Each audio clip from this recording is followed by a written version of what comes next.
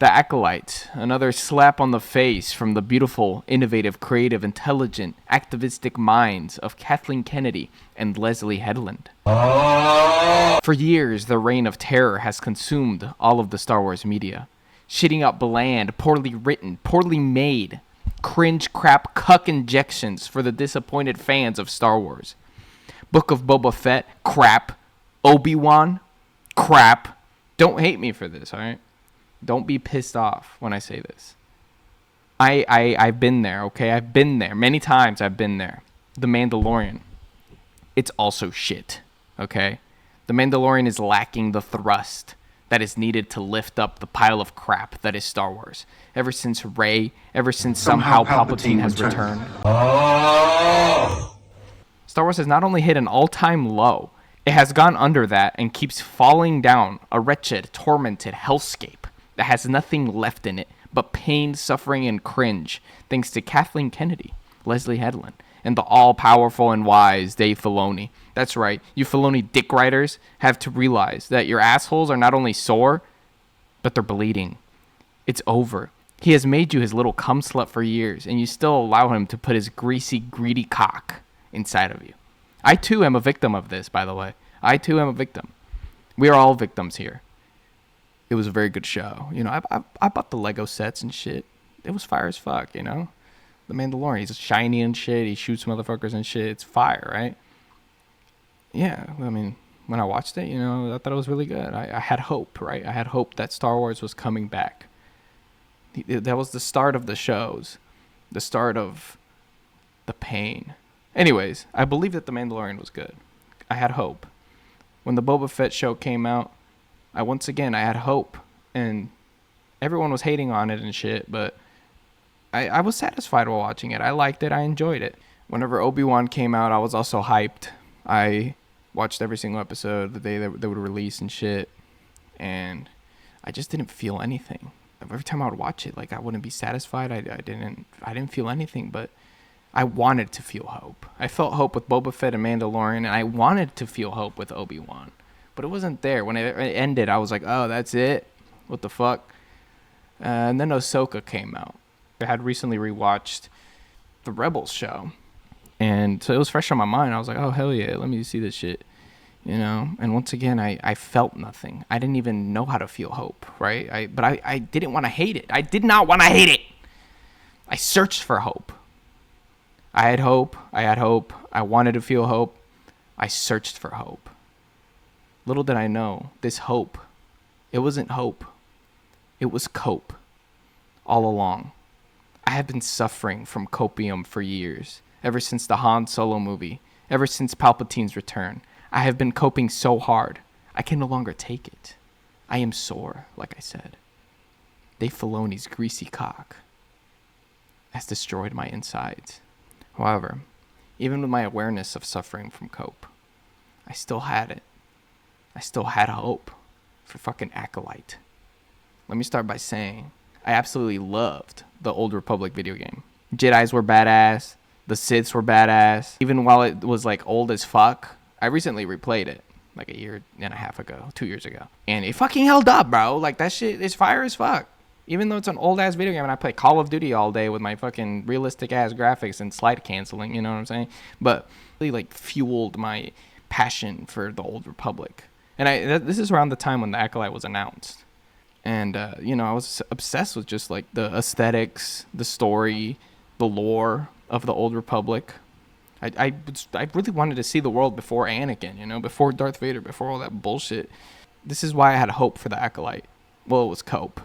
This is why I had to cope for the Acolyte. But, you know, whenever it was announced, I was like, holy shit, something different, you know, outside of that Mandalorian universe, whatever the fuck. Something different, you know. We finally get to see the Jedis at their peak. During the prequels, the Jedis were all weak as shit. Like, they weren't very smart. They were, like, overthinking everything. Their minds weren't just balanced, you know. And these Jedis back then, they were balanced. They didn't give a fuck. They were ready to kill. They were like, holy shit, we're the Jedis type shit. You know what I'm saying? I wanted that energy. I was like, I'm ready for that energy. And what did we get?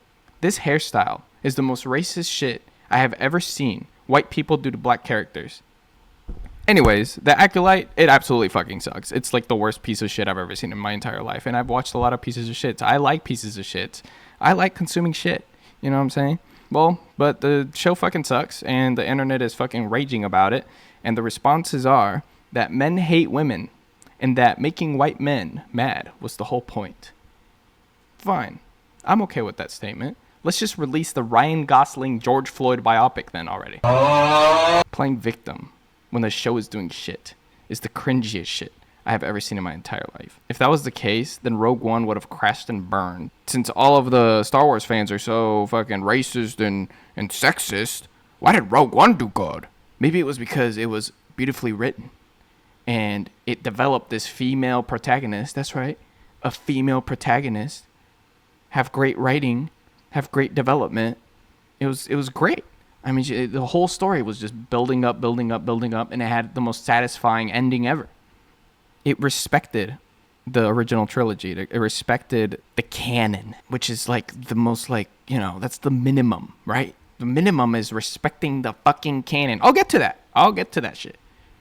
Rogue One really built up. Like, it built up to that ending, that beautiful ending. And when I was watching the Acolyte, I've only seen 3 episodes, by the way. I can't make myself suffer any longer. It makes me think, like, what the fuck is the Acolyte building up to? To just poop on my mouth more? Let's start with the fucking CGI of all these fucking shitty ass shows. Like, what are they doing, bro? Like, what are they doing with my money when I buy that Lego set, bro? The CGI is actually cringe. It was the worst, I would say, in Boba Fett. That was the worst CGI. The Acolyte's bad. It could be better, but it's all Doctor Who BBC fucking CGI, bro. Like, it's fucking cringe, bro. Like, it's actually kind of fucking embarrassing. Like, I'm actually getting mad just talking about it, bro. Like, how hard is it to fucking do CG, bro? Jesus Christ. We have all this AI. Speaking of AI, bro, like, AI had to fucking write this bullshit. Like, ChatGPT, can you make Star Wars, like, not follow the canon whatsoever? And also, can you make it, like, make white men mad for some fucking reason? Like, do your best. And they didn't even use the newest version of ChatGPT. They used the fucking one from, like, 2 years ago. The writers are just so intelligent. They have a fire in space in, like, the first episode, second episode? I don't remember. Like, okay. Whatever. It's Star Wars. You know, we have fucking ships making noises and blasters making noises in space. I was like, okay, I'll give them that. And then, the cherry on the top. The lesbian witches that make bone marrow babies using the Force. Are you fucking stupid? What the fuck are they thinking, bro? The whole idea of Anakin being the fucking chosen one is that. He's supposed to be like Space Jesus. He's supposed to be the Space Jesus. He's not supposed to have a father. Holy shit, like, he has no father. Well, the prophecy says that a man, a boy will come around. Nothing but the Force. Blah, blah, blah. That's the whole idea of the fucking chosen one. So what, are all these motherfuckers the chosen one? I don't understand.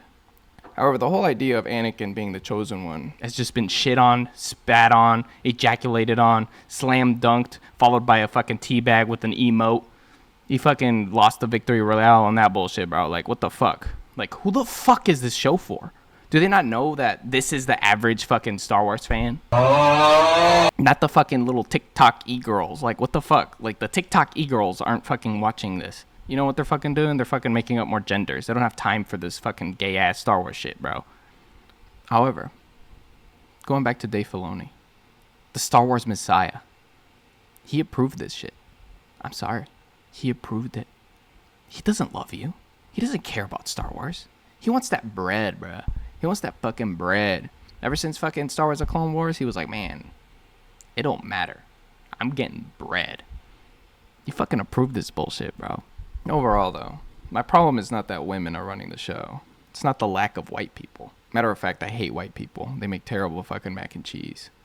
And the old white people are like spawns of Satan.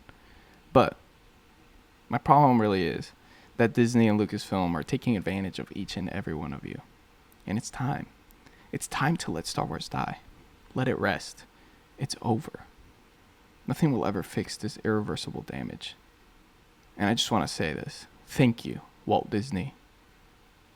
You know, I think what's really great is that we're branching out into all these different stories, and Leslie Headland is ushering in this new era of Star Wars, and now we're seeing people lining up on the streets and seeing this soon on Disney Plus, and we couldn't be more excited.